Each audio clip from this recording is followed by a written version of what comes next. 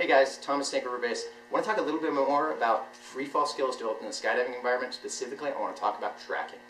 I know I touched on a little in the last video, but I want to talk about how base tracking is different from skydiving tracking and the ways in which you don't want to be led astray at the drop zone.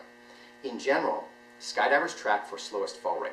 That means they get flat and they try to move slowly in one direction with the lowest possible fall rate. That does create sufficient separation in a skydiving environment. It works just fine there.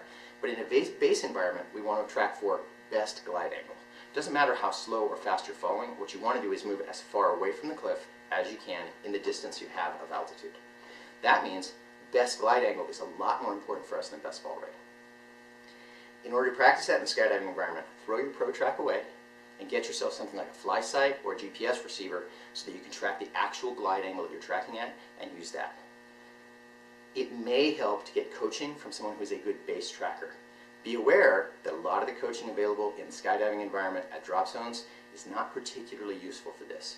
We've had several students come through our tracking courses who essentially needed to be completely retrained because they got coaching on how to track from skydiving coaches who basically taught them to track for the slowest fall rate, and their forward movement was very minimal. A base track is going to feel super steep to most skydivers. It's an unstable, almost diving position, or at least that's how it feels most of the time when you're coming from a skydiving environment.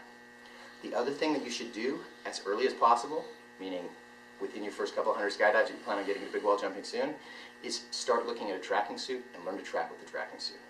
In my opinion, and it's just my opinion, in the current era of base, there is no excuse for making a slider up jump without a tracking suit on. That means that if you want to go on a big wall trip to Europe, part of your setup cost for that trip should be a tracking suit and a good 40 or 50 skydives to get familiar with the tracking suit, or more if you can.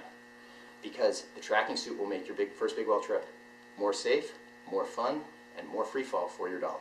That's a win-win-win. Develop those skydiving skills, but remember to focus your track on what's actually going to work best in the base environment.